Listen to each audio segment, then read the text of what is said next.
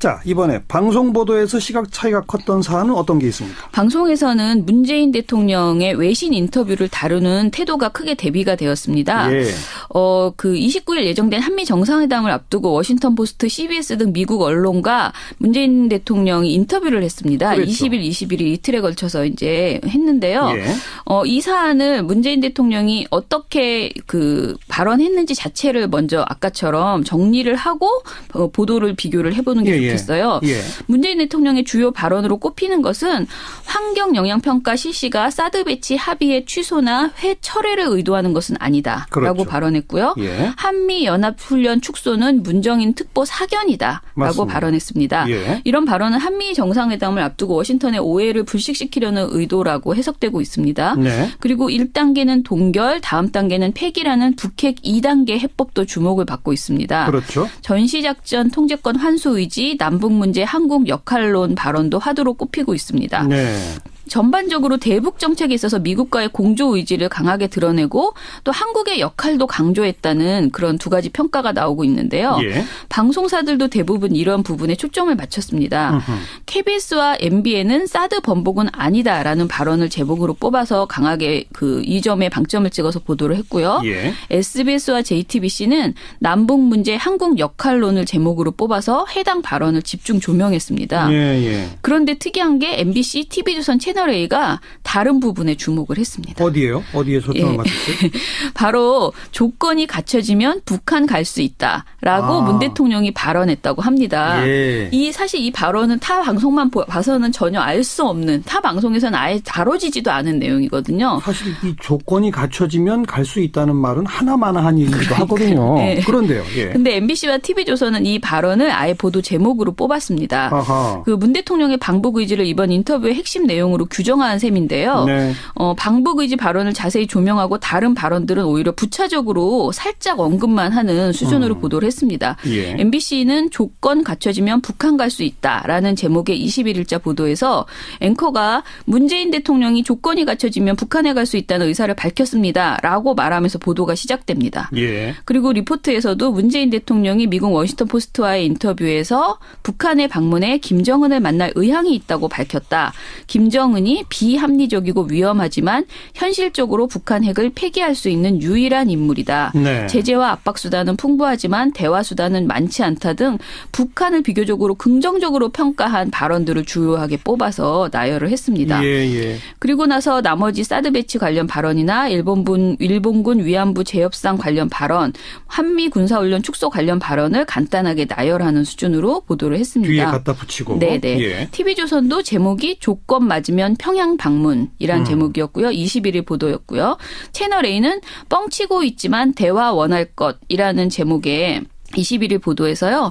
북한이 핵과 미사일로 공갈을 치지만 속으로는 대화를 원하고 있을 것이라는 발언을 조명했습니다. 예. 근데 이 역시 북한을 긍정적으로 그나마 평가한 발언을 이렇게 부각을 한 것이라고 볼 수도 있습니다. 채널A는 이 발언을 북한 김정은을 이해하는 문재인 대통령의 속마음이라고 이렇게 네. 평가하기도 했습니다. 그러니까 같은 언론사 인터뷰 내용을 세 가지로 나누어서 접근하는 거네요. 그렇죠. KBS, MBN은 사드에 주목한 거고. 네. SBS, JTBC는 남북 문제의 한국 역할론. 네네네. 그리고 MBC, TV조선 채널A는 북한 갈 수 있다. 네. 이런 차이를 어떻게 해석해야 할까요? 아무래도 문재인 정부의 대북 정책을 바라보는 관점에서 이런 차이가 비롯된 거 아닌가 저는 이렇게 보는데요. 예. 특히 SBS와 JTBC는 한국 역할론을 이번 인터뷰의 핵심으로 보면서 대단히 분석적인 태도를 보였습니다. 예. JTBC는 노무현 정부와 부시 정부, 박근혜 정부와 오바마 정부 등 과거 한미 정부의 대북 정책에 일정한 한계가 있었다라고 설명을 하고요. 예. 문재인 정부는 북한과의 대화 채널을 복원해 물꼬를 터놓은 상태에서 단계적 접근에 대한 미국의 동의를 얻는 방식을 택할 것이다라고 진단을 했습니다. 네. KBS와 MBN은 이렇게까지 분석하진 않았지만 역시 미국 설득의 의미가 큰 발언들 중심으로 이렇게 보도를 전했는데요. 예. 반면 방북 발언 또는 북한을 긍정적으로 평가한 발언에 초점을 맞춘 MBC, TV조선 채널A는 문재인 정부가 지나치게 북한에 호의적이다라는 어떤 일종의 색깔론 이것에 이제 초점을 맞춰서 보도했다 이렇게 볼 수 있겠습니다. 그렇군요. 네. 자, 그리고 홍준표 전 경남지사가 홍석현 전 회장에 대한 비난 발언, 이게 지금 화제가 되고 있잖아요. 예, 화제가 되더라고요. 여기에 대한 보도도 좀 짚어봐 주세요. 예, 지난 6월 18일 홍준표 전 경남지사가 자유한국당 전당대회 출마 기자회견에서요. 신문 갖다 바치고 방송 갖다 바치고 조카 구속시키고 겨우 얻은 자리가 청와대 특보 자리라고 말을 했습니다. 예. 직접 실명을 거론하지는 않았지만 누구나 다 알죠. 네, 홍석현 전 중앙일보를 예. 겨냥한 말이라고 할 수 있죠. 예. 중앙미디어 네트워크는 22일 보도자료를 내고 신문과 방송 조카 구속 청와대 특보라는 일련의 표현과 문맥을 보면 이것은 중앙일보 JTBC 홍석현 전 회장을 말하는 것이 명백하다라고 그렇죠. 밝히면서 예. 그 발언은 결국 홍석현 전 회장이 중앙일보 JTBC가 특정인이나 세력에 유리하도록 보도하도록 하고 조카인 이재용 삼성전자 부회장 구속에 영향을 미쳐서 특보 자리를 얻었다는 것을 의미한다. 예. 이렇게 지적을 했습니다. 그러면서 청와대의 통일 외교안보 특보 지명 발표는 홍석현 전 회장과 사전 협의 없이 이루어졌으며 홍석현 전 회장은 특보직을 수락한 사실도 활동한 사실도 일절 없기 때문에 중앙일보와 JTBC를 갖다 바치는 방법으로 특보 자리를 얻었다는 취지의 주장은 전제부터 거짓이다. 그래서 검찰에 명예훼손죄로 고소까지 했잖아요. 예, 지금 고소까지 한 그런 상태입니다. 다른 언론들은 어떻게들 보도하나요? 사실은 대부분의 언론이 굉장히 간단하게 단신으로 전했습니다. 그냥 이런 발언에 대해 검찰 고소했다. 네, 이렇게. 방송사들은 다 그렇게 간단하게 전했고요. 예. 신문사들도 대부분 아주 간단하게 전했는데 중앙일보 같은 경우에는 일종의 성명을 그러니까 중앙미디어 네트워크의 성명을 23일 이면에 그 지면에 보도를 했고요. 예. 방송은 JTBC에서 21일 앵커 브리핑을 통해서 우회적으로 홍 전 지사를 비판했습니다. 손석희 앵커가 미셸 오바마의 그들은 저급하게 가도 우리는 품위 있게 가자라는 말이 아직 유효하다면서 예. 그 발언이 2012년 미국의 민주당 전당대회에서 나온 말이라고 했고요. 예. 그러면서 며칠간 계속된 전당대회를 언급했고 연사들의 연설 자체가 아무 말 대잔치라고 꼬집기도 했습니다. 아무 말 대잔치. 네. 예. 홍 전 지사를 직접 언급하지는 않았지만 다시 인용해서 말하기도 민망한 수준이다. 뇌에서 필터링을 거치지 않고 막 내던지는 말이다 하하. 등의 강도 높은 비판을 알겠습니다. 했습니다. 결국 당사자인 중앙일보랑 JTBC는 따끔하게 반격하는 보도들이 있었고 그렇죠. 나머지는 그냥 간략한 단신. 네, 간단하게 전했습니다. 어떻게 수사가 진행될까요? 한번 지켜봅시다. 오늘 여기까지 수고하셨습니다. 네, 감사합니다. 미디어 포커스였습니다. 민주언론시민연합의 김원경 사무처장이었어요. 한 주간 언론의 보도 동향을 살펴보는 미디어 포커스 시간입니다. 민주언론시민연합의 김원경 사무처장 어서 오십시오. 안녕하세요. 네, 이번 주에는 신문보도, 방송보도에서 서로 좀 논조의 차이를 뚜렷하게 드러낸 네네. 그런 보도를 한번 점검해봤으면 좋겠는데 먼저 신문보도에서 논조 차이가 크게 보인 건 어떤 거였습니까? 저희가 보니까 뭐 여러 가지 있지만요. 제일 관심 있는 게 전 요거여서 지난 19일에 전국 법관 대표회의에 참석한 판사 100명이 네. 판사 블랙리스트 등 대법원의 사법개혁 저지 사건에 대한 추가 조사를 의결을 했습니다. 그랬죠. 예, 오늘은 이에 대해서 조중동과 한겨레 경향이 보도 차이가 커서요. 요거를 비교해 보려고 합니다. 먼저 그 판사회의가 열리게 된 과정부터 우선 좀 정리해 주시고요. 네.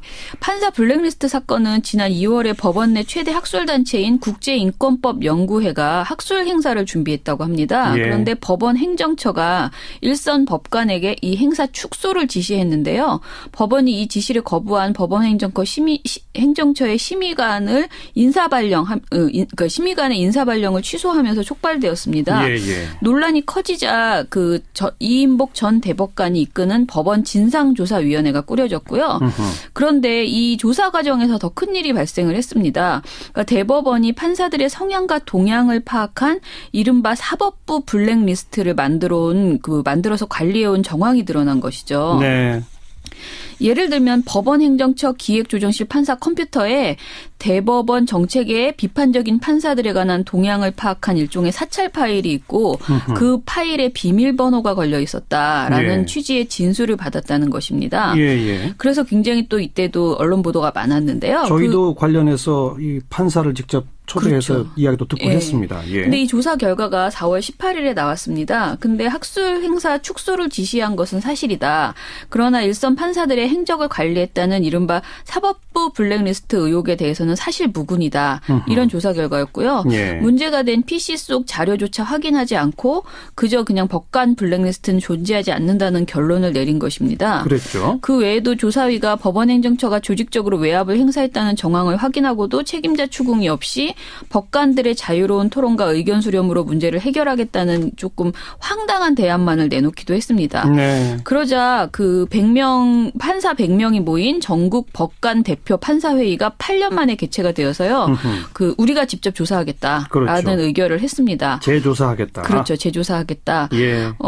이 조사 발표에서 일선 판사들이 대법원장만을 위한 진상 보고서였다. 이전 보고서가 그리고 사법농단을 축소하려는 꼬리 자르기 행태였다라고 이런 비판도 이어졌습니다. 자, 그 회의에 대해서 조중동은 어떻게 보도하고 한겨레 경향은 어떻게 보도했어요? 일단 관련 논조가 크게 갈렸다고 했잖아요. 경향신문과 한겨레는 이번 회의가 사법개혁의 마중물이 될 것을 기대했으나 기대한다라고 이렇게 전했고요. 조중동은 사법농단이라는 사안의 본질 자체는 외면한 채 그 법관 회의 참가 법관들의 성향과 논의 과정상의 문제점이 심각하다라고 하면서 이 사안을 물타기하는 듯한 그런 태도를 보였습니다. 예. 조중동이 지적한 것은요. 먼저 그 법관 회의에 참석 판사 수가 100명이었잖아요. 근데 네. 100명 중에 40명이 인권법 연구회 소속으로 성향이 편중되어 있었다라는 것입니다. 예. 그런데 그냥 얼핏 들으면 이제 애초에 이 사건이 인권법 연구회의 그 조사 그러니까 그 학술 행사 때문에 벌어졌던 일이잖아요. 그래서 그렇죠. 이 지적이 그럴싸해 보이지만요. 예. 법원 내 학술 모임은 중복 가입이 가능하다고 하고요. 인권법 연구회는 가장 많은 판사들이 소속되어 있는 학술 모임이었다고 합니다. 어허. 그래서 해당 모임에 소속되어 있다는 것만으로 그냥 특별한 정치 성향을 지녔다고 치부하는 것은 좀 무리라는 판단이 있고요. 그리고 예. 각급 법원에서 대표를 선출해서 올라온 거거든요. 이 100명이. 그런데 그렇죠. 그 과정에서 인권법 연구회 소속 판사에게 특별히 가산점을 부여해서 선출된 것이 아니라는 것이죠. 아니죠. 예. 네, 이런 모든 것을 두고 봤을 때 무조건 100명 중에 40명이 인권법 연구회 소속이니까 성향이 편중되었다. 그러니 이 회의가 문제다라고 결론을 짓기에는 좀 무리가 있다라고 이렇게 볼 수 있습니다. 실제 근데 보도 내용을 보면요. 동아일보는 두 건 보도에서 이런 얘기를 합니다. 회의 참석자 사이에서는 이번 법관회의 개최를 주도한 인권법 연구회 측이 사실상 의사결정 과정을 독점했다는 불만이 나왔다. 법관회의가 이번 회의 소집을 주도한 인권법 연구회 측이 제안한 결론을 추인하는 식으로 진행됐다는 비판도 제기됐다. 이런 보도를 했고요. 예. 중앙일보도 비슷하게 법관회의 대표 중 인권법 연구회 회원의 비율이 과도하다는 주장이 나왔다라고 보도를 했습니다. 예. 조선일보는 조금 더 논조가 강한데요. 사설 이제 사법부에 판사 노조 만들겠다는 것인가라는 6월 20일 보도에서요. 판사 노조라는 단어까지 썼어요. 네. 회의에 참여한 판사 중 상당수가 이른바 국제인권법 연구회라는 특정 모임 출신이라고 한다. 이들은 법원 행정처를 향해 자료 제출과 함께 행정처 판사들이 사용한 컴퓨터 자료의 증거 보존 요구까지 했다. 이쯤 되면 사법부 내에 판사 노조가 생긴 것 아니냐는 말을 피할 수 없는 상황이다. 한심한 일이다. 이런 주장을 했습니다. 예. 조선일보는 그리고 애초에 법원 행정처가 판사 서클 행사를 뭐하러 축소시키려 한 것인지 잘 납득하기는 어렵다. 그렇다 해도 이 문제가 8년 만에 그러니까 법관 대표회의가 열릴 만큼 중대한 사안인지도 의문이다. 이렇게 또 지적을 했습니다. 한마디로 별일 아닌 것으로 이번 사태를 치부를 했죠. 예. 반면 경향신문은 다른 논조였습니다. 회의에서 논의한 내용이 급여 인상 등 근로조건이 아니라 헌법이 보장한 법관 독립인데 판사 노조 운운한 것은 사법은 물론 노조에 대한 이해도 결여된 주장이라는 이런 일선 판사의 목소리를 전달을 했습니다. 네. 특정 연구 모임 소속 판사들이 너무 많다. 이걸 하나 지적했고 또 회의 분위기가 문제 있다. 이런 보도들도 많이 있었지 않았어요? 네, 있었습니다. 그 조선일보는 먼저 판사 대표 두 명의 사퇴를 빌미로 회의 과정이 비민주적이었다라는 것을 지적을 했습니다. 판사 대표 가운데 2명이 사퇴하긴 했어요? 네. 대표적 보도는 판사회의 최악이었다라는 6월 22일자 보도인데요. 회의 이후에 판사 대표로 사퇴한 설민수 서울중앙지법 부장판사의 부장판사의 발언을 실었습니다. 네. 이 부장판사가 회의는 생각하기도 싫다. 내가 생각하는 법원은 이게 아닌데 최악의 모습을 봤다. 내가 왜 이 일에 관여해서 회의에 갔는지 후회된다라는 발언을 했거든요. 그래요? 근데 이 발언을 전하면서 그런데 구체적으로 어떤 의견을 냈고 어떻게 반박을 했고 왜 최악이라고 평가할 만한 상황이었는지 등은 전달하지 않았어요. 보도에서. 예. 그냥 이분의 그 발언만을 그대로 인용을 했고요. 예. 법관 대표회의에서 회의 안건과 진행 방식 등에 대해 문제를 제기했다가 일부 판사들로부터 잇따라 비판을 받았다고 이렇게만 요약해서 보도가 전해졌습니다. 네.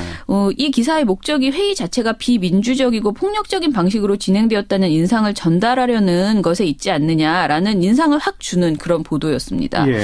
같은 날 동아일보에서도요. 회의 속기록 공개하라 후유증 앓는 법관회의라는 보도에서 익명의 회의 참석자들의 발언을 이렇게 전했습니다. 반대 의견을 낸 사람들이 마치 몰매를 맞는 것 같았다. 결론은 이미 정해둔 채 형식적인 정당성을 확보하려는 회의였다. 이런 내용을 전했고요. 반면 경향신문과 한겨레는 이번 회의에서 토론이 유례 없이 활발하게 이루어졌다는 점을 강조하는 그 내용들을 보도했습니다. 그래요? 예를 들어서 경향신문은 법관회의를 판사노조 운운 사법개혁 저지하려는 구태라는 21일자 그 보도에서요. 예. 전날 법관 대표회의에서는 참석자 상당수가 발언하는 등 활발한 토론이 이루어진 것으로 전해졌다. 의장이 한 번 발언을 한 사람은 제외하고 발언 기회를 주는 식으로 배려했다라는 참석자의 발언을 전했습니다. 뭐 서로 다 참석자의 발언을 전하는데 내용이 다르네요. 네, 맞아요. 한겨레에서는 법관회의와 관련해 아래로부터의 민주주의가 실현된 첫 법관회의라는 긍정적인 평가가 나왔다는 네. 그 참석한 판사의 발언을 전했어요. 예. 참석자들이 적극적이고 열정적으로 토론했고 큰 이견 없이 대부분 원안대로 통과됐다라는 평가를 전했습니다. 그래요. 그러니까 100명 정도나 모였으니까 네. 그날의 회의 결론에 좀 적극적으로 찬동하시는 분들은 회의 분위기도 아주 좋았다라고 평가하는 것 그렇죠. 같고 네. 회의 결과에 조금 좀 못마땅한 게 있는 분들은 네. 회의 분위기도 안 좋았다라고 평가하는 것 같고. 네, 근데 이거를 이제 이 회의 자체를 비판하는 도구로 비민주성 뭐 이런 식의 주장을 하는 건 좀 무리라는 생각이 듭니다. 네. 네. 그렇군요. 네. 자, 그리고 홍준표 전 경남지사가 홍석현 전 회장에 대한 비난 발언 이게 지금 화제가 되고 있잖아요. 예, 예, 화제가 되더라고요. 여기에 대한 보도도 좀 짚어봐 주세요. 예, 지난 6월 18일 홍준표 전 경남지사가 자유한국당 전당대회 출마 기자회견에서요. 신문 갖다 바치고 방송 갖다 바치고 조카 구속시키고 겨우 얻은 자리가 청와대 특보 자리라고 말을 했습니다. 예, 예. 직접 실명을 거론하지는 않았지만 누구나 다 알죠. 네, 홍석현 전 중앙일보를 예. 겨냥한 말이라고 할 수 있죠. 예. 중앙미디어 네트워크는 22일 보도자료를 내고 신문과 방송 조카 구속 청와대 특보라는 일련의 표현과 문맥을 보면 이것은 중앙일보 JTBC 홍석현 전 회장을 말하는 것이 명백하다라고 그렇죠. 밝히면서 예. 그 발언은 결국 홍석현 전 회장이 중앙일보 JTBC가 특정인이나 세력에 유리하도록 보도하도록 하고 조카인 이재용 삼성전자 부회장 구속에 영향을 미쳐서 특보 자리를 얻었다는 것을 의미한다. 예, 이렇게 지적을 했습니다. 그러면서 청와대의 통일 외교안보 특보 지명 발표는 홍석현 전 회장과 사전 협의 없이 이루어졌으며 홍석현 전 회장은 특보직을 수락한 사실도 활동한 사실도 일절 없기 때문에 중앙일보와 JTBC 보도가 시작됩니다. 예. 그리고 리포트에서도 문재인 대통령이 미국 워싱턴 포스트와의 인터뷰에서 북한에 방문해 김정은을 만날 의향이 있다고 밝혔다. 김정은이 비합리적이고 위험하지만 현실적으로 북한 핵을 폐기할 수 있는 유일한 인물이다. 네. 제재와 압박 수단은 풍부하지만 대화 수단은 많지 않다 등 북한을 비교적으로 긍정적으로 평가한 발언들을 주요하게 뽑아서 나열을 했습니다. 예. 그리고 나서 나머지 사드 배치 관련 발언이나 일본군 위안부 재협상 관련 발언, 한미 군사훈련 축소 관련 발언을 간단하게 나열하는 수준으로 보도를 했습니다. 뒤에 갖다 붙이고. 네네. 예. TV조선도 제목이 조건 맞으면 평양 방문이란 제목이었고요. 21일 보도였고요.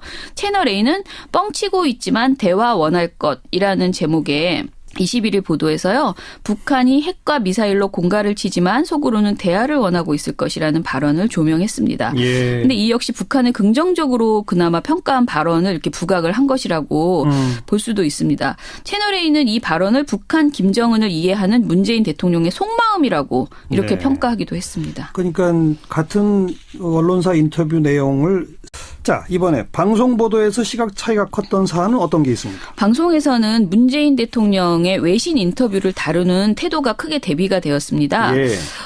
그 29일 예정된 한미 정상회담을 앞두고 워싱턴 포스트, CBS 등 미국 언론과 문재인 대통령이 인터뷰를 했습니다. 그렇죠. 20일, 21일 이틀에 걸쳐서 이제 했는데요. 예.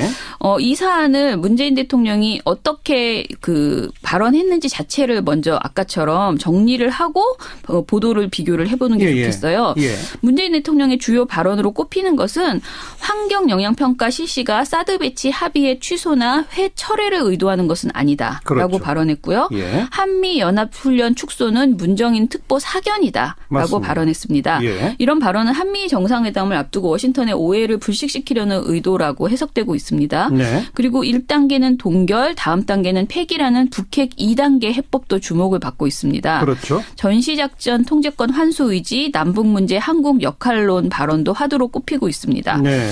전반적으로 대북 정책에 있어서 미국과의 공조 의지를 강하게 드러내고 또 한국의 역할도 강조했다는 그런 두 가지 평가가 세 가지로 나누어서 접근하는 거네요. 그렇죠. KBS, MBN은 사드에 주목한 거고, 네. SBS, JTBC는 남북 문제의 한국 역할론, 네네네. 그리고 MBC, TV조선 채널A는 북한 갈 수 있다. 네. 이런 차이를 어떻게 해석해야 할까요? 아무래도 문재인 정부의 대북 정책을 바라보는 관점에서 이런 차이가 비롯된 거 아닌가 저는 이렇게 보는데요. 예. 특히 SBS와 JTBC는 한국 역할론을 이번 인터뷰의 핵심으로 보면서 대단히 분석적인 태도를 보였습니다. 예. JTBC는 노무현 정부와 부시 정부, 박근혜 정부와 오바마 정부 등 과거 한미 정부의 대북 정책에 일정한 한계가 있었다라고 설명을 하고요. 예. 문재인 정부는 북한과의 대화 채널을 복원해 물꼬를 터놓은 상태에서 단계적 접근에 대한 미국의 동의를 얻는 방식을 택할 것이다라고 진단을 했습니다. 네. KBS와 MBN은 이렇게까지 분석하진 않았지만 역시 미국 설득의 의미가 큰 발언들 중심으로 이렇게 보도를 전했는데요. 예. 반면 방북 발언 또는 북한을 긍정적으로 평가한 발언에 초점을 맞춘 MBC, TV조선 채널A는 문재인 정부가 지나치게 북한에 호의적이다라는 어떤 일종의 색깔론 이것에 이제 초점을 맞춰서 보도했다 이렇게 볼 수 있겠습니다. 오고 있는데요. 예. 방송사들도 대부분 이런 부분에 초점을 맞췄습니다. KBS와 MBN은 사드 번복은 아니다라는 발언을 제목으로 뽑아서 강하게 이 점에 방점을 찍어서 보도를 했고요. 예. SBS와 JTBC는 남북 문제 한국 역할론을 제목으로 뽑아서 해당 발언을 집중 조명했습니다. 예. 그런데 특이한 게 MBC, TV조선 채널A가 다른 부분에 주목을 했습니다. 어디예요? 어디에 초점을 맞췄어요? 바로 조건이 갖춰지면 북한 갈 수 있다라고 문 대통령이 발언했다고 합니다. 예. 사실 이 발언은 타 방송만 봐서는 전혀 알 수 없는 타 방송에서는 아예 다뤄지지도 않은 내용이거든요. 사실 이 조건이 갖춰지면 갈 수 있다는 말은 하나마나한 얘기기도 하거든요. 네. 그런데요. 예. 근데 MBC와 TV조선은 이 발언을 아예 보도 제목으로 뽑았습니다. 아하. 문 대통령의 방북 의지를 이번 인터뷰의 핵심 내용으로 규정한 셈인데요. 네. 방북 의지 발언을 자세히 조명하고 다른 발언들은 오히려 부차적으로 살짝 언급만 하는 수준으로 보도를 했습니다. 예. MBC는 조건 갖춰지면 북한 갈 수 있다라는 제목의 21일자 보도에서 앵커가 문재인 대통령이 조건이 갖춰지면 북한에 갈 수 있다는 의사를 밝혔습니다라고 말하면서